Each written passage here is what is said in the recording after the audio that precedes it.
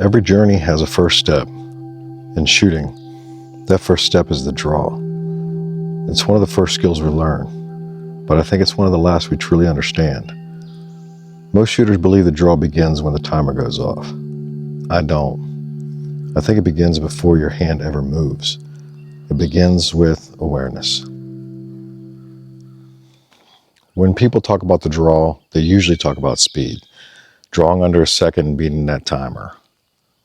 But speed should be the reward. The goal is actually much simpler.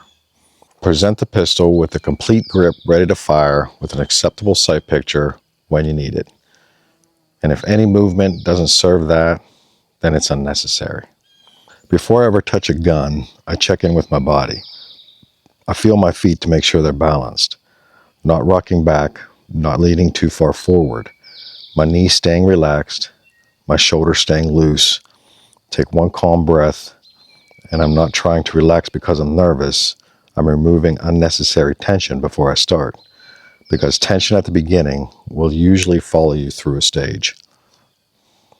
You should try this in your dry fire. Don't even touch the pistol for 5 seconds. Just build your stance. Relax your shoulders. Take one breath, then begin the draw. You'll immediately notice how much smoother the movement becomes. Now my hand moves. This is the most important part of the draw because everything after this depends on it. I want a complete firing grip before the gun leaves the holster. Not a grip that I'll fix later, a grip that's already finished. One mistake I see is accepting good enough, then trying to fix it during a presentation. If the grip starts wrong, the rest of the draw usually follows. Here's an easy drill. Stop the draw right here. Freeze and ask yourself, would I shoot a match with this grip? If the answer is no, rebuild it before moving on. Don't practice fixing mistakes. Practice preventing them. Before the gun moves, my eyes are ready where they need to be. I don't watch the pistol. I don't look at my hands. I'm looking at the exact spot where I expect the sights to appear. The gun comes into my vision. My vision doesn't chase the gun. Instead of looking at the whole target, pick one tiny spot. On a cardboard target, just pick out a little paster, or pick out a small corner, or even a bullet hole. Giving your eyes a precise destination makes your presentation dramatically more consistent. As the gun leaves the holster, I'm paying attention to efficiency. No extra movement, no rushing, no punching the gun towards the target. I'm simply guiding the sights to where my eyes already are. Consistency creates confidence, and confidence creates speed. You should always be watching the target and let the dot come into your sight picture.